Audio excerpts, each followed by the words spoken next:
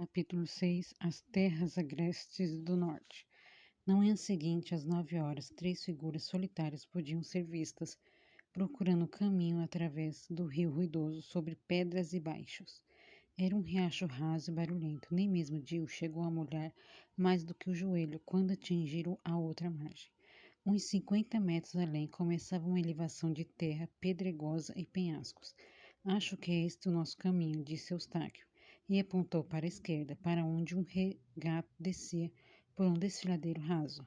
Oh, Paulama balançou a cabeça. É na encosta desse desfiladeiro que os gigantes costumam viver.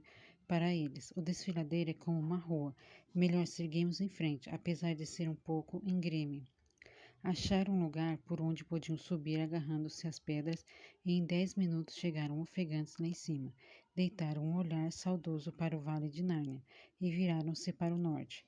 A vasta e solitária charneca estendia-se em todas as direções.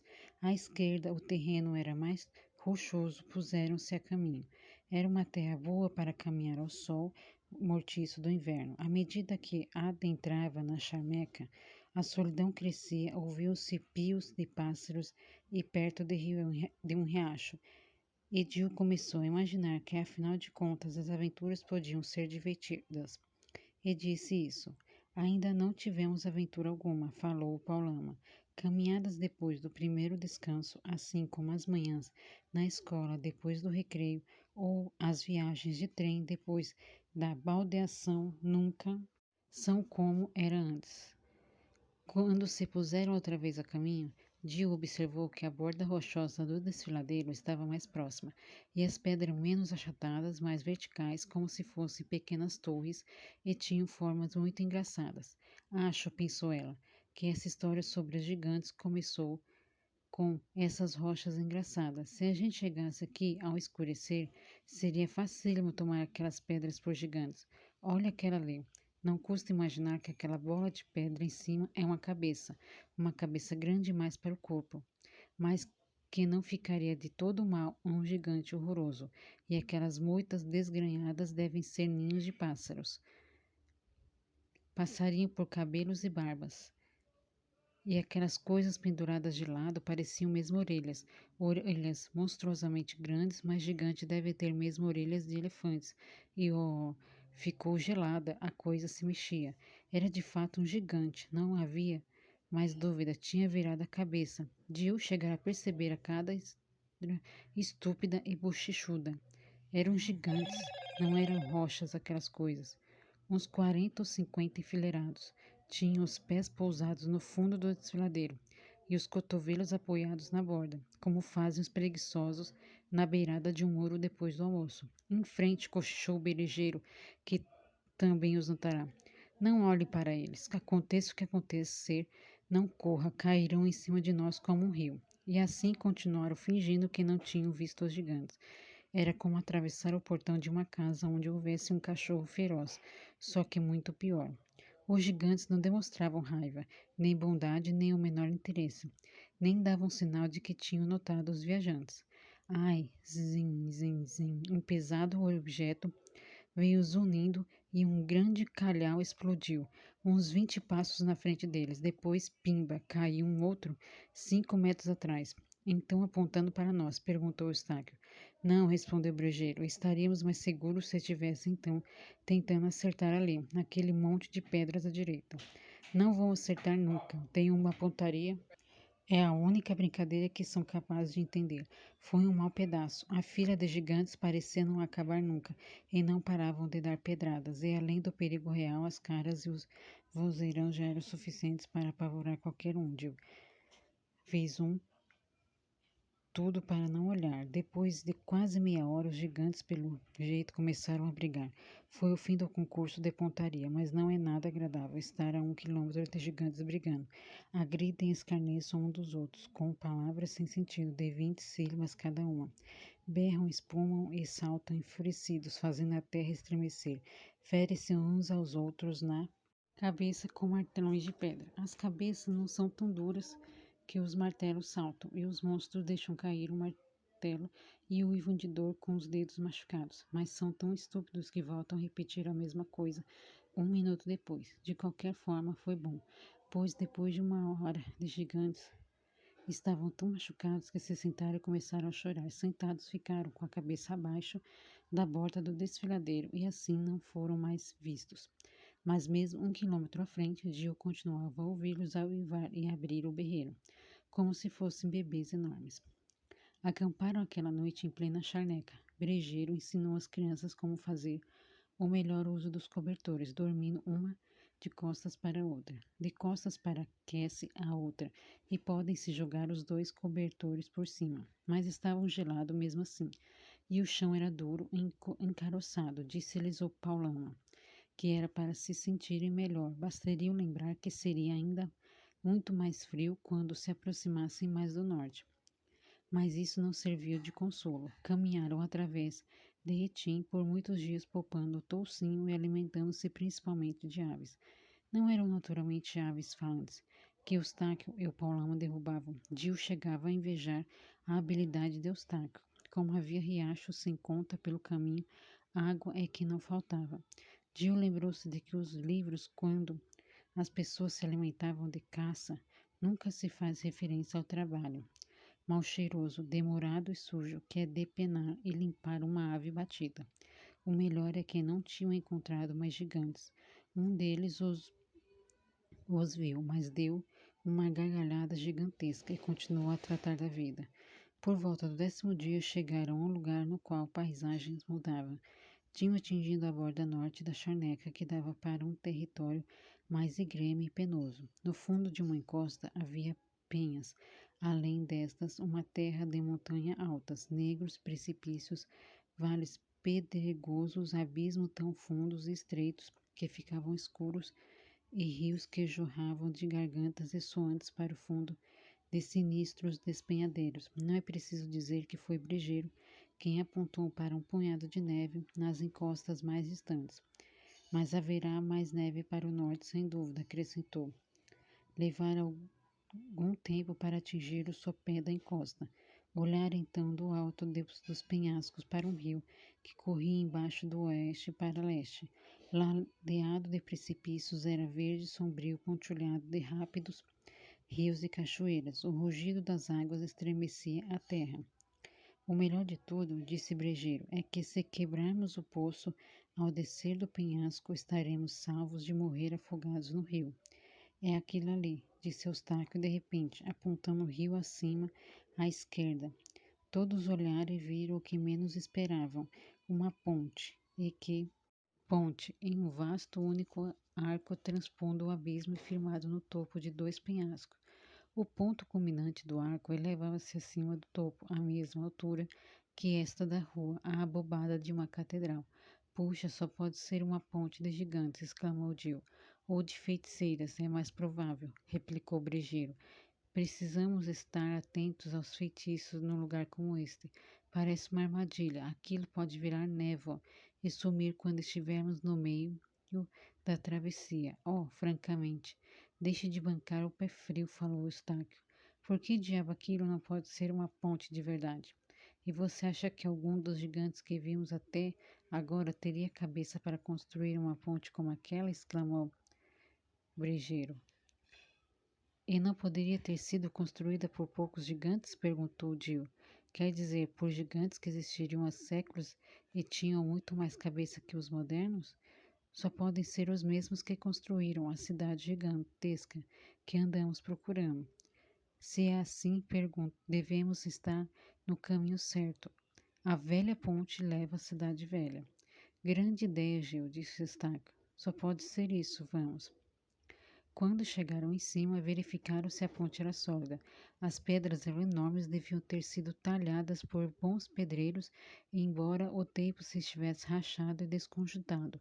A balaustrada já devia ter sido coberta de entalhes, dos quais restavam alguns traços gigantes, minotauros, lulas, centopeias e divindades medonhas. Brejeiro, apesar de continuar desconfiado, decidiu atravessá-la com as crianças.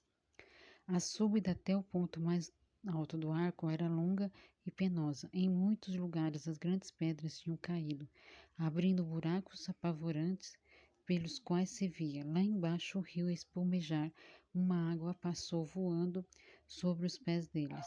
Quanto mais subiam, mais frio sentiu, e o vento era tão forte que dificultava a caminhada, parecia sacudir a ponte.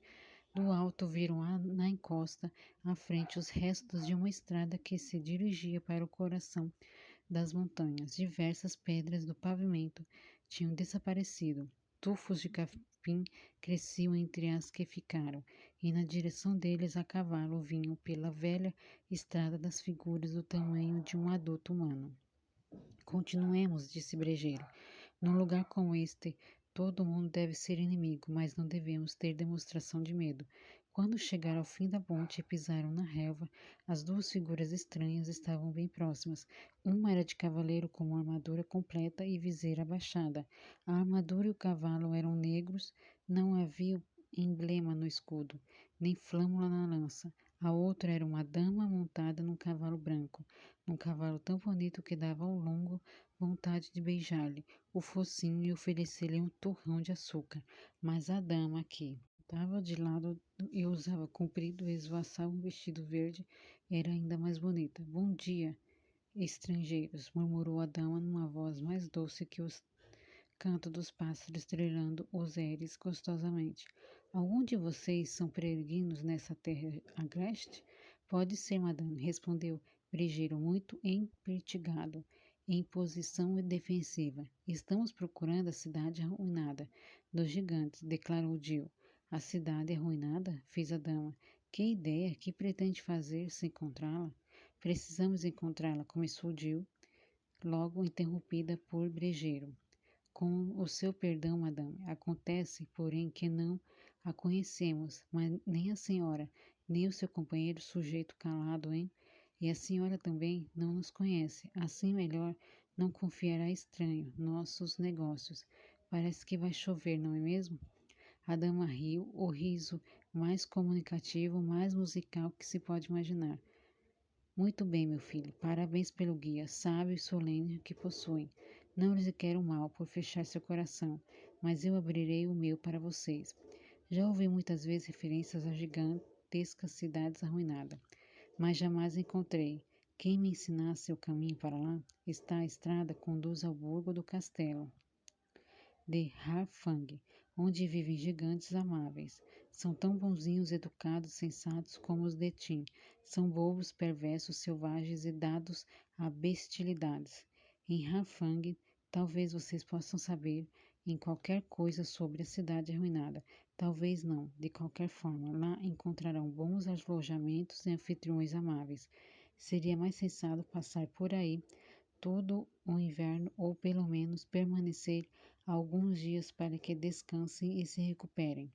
Lá encontrarão banhos de vapor, caminhos, macias, grandes lareiras e o que há de bom, assado ou cozido.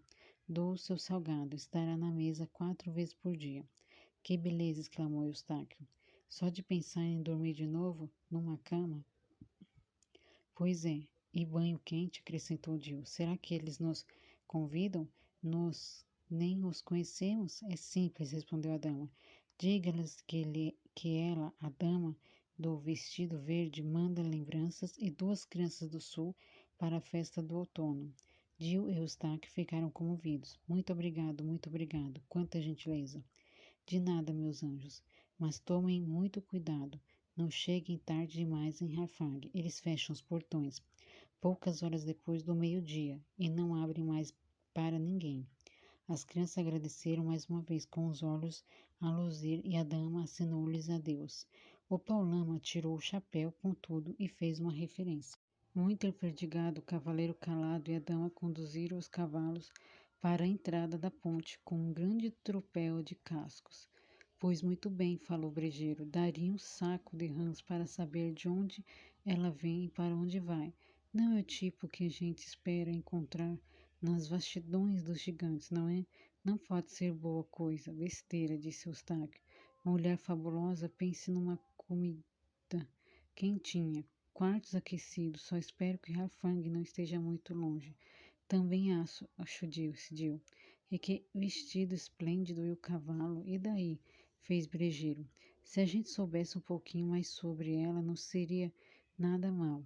Pois eu ia perguntar, decidiu.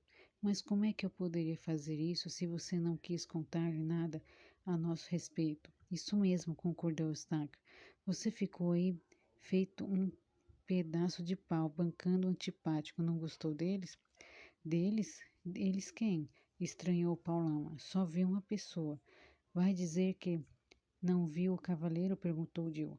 Vi uma armadura. Se era ele, por que não abriu a boca? Deve ser tímido, explicou Dil.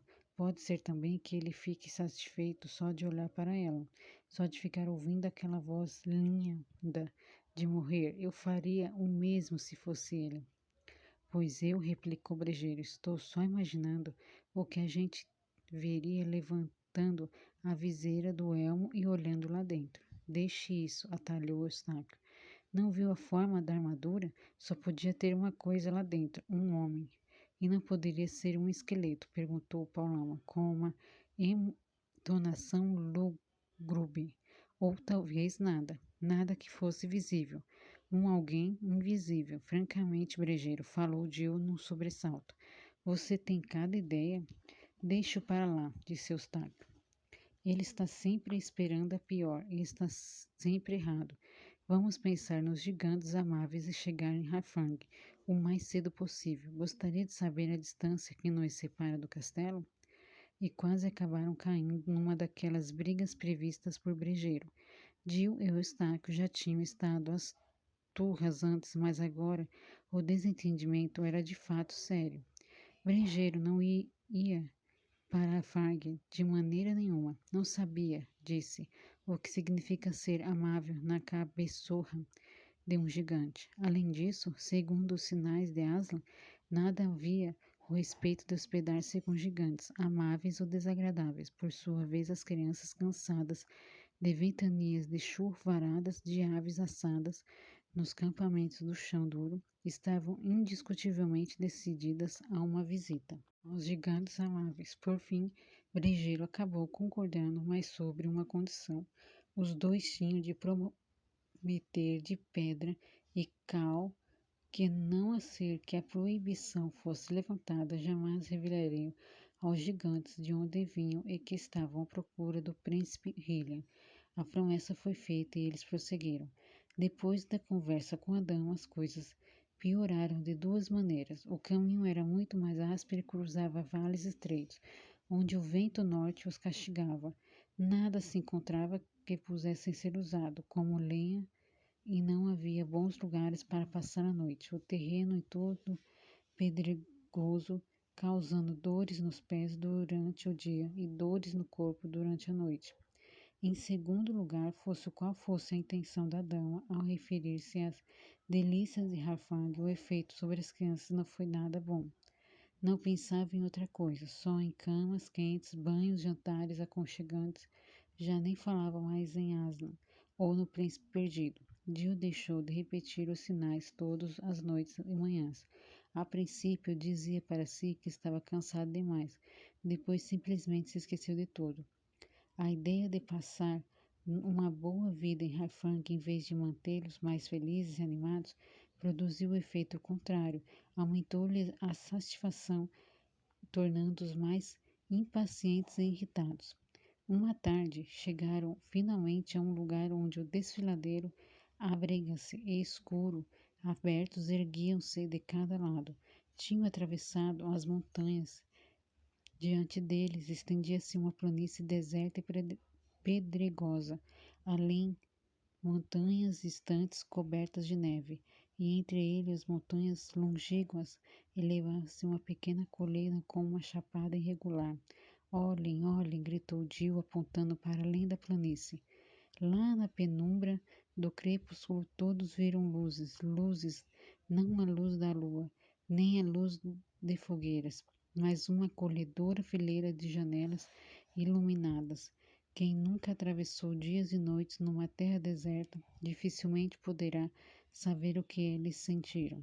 Harfang, bradou Eustáquio triunfante. Harfang, gritou Jill excitada. Harfang, repetiu Brejeiro numa entonação sombria e aborrecida, mas acrescentou logo: Oba, gansos selvagens! Puxou o arco do ombro numa segunda e derrubou um ganso gordo. Era tarde demais para ter a esperança de alcançar Harfang naquele dia. Assim comeram carne quente ao pé do fogo e entraram na noite, mais animados. Quando o fogo se extinguiu, a noite ficou fria de doer. Ao despertarem na manhã seguinte, os cobertores estavam endurecidos pela geada. Não se preocupem, disse Dio, batendo os pés. Hoje à noite tem banho quente.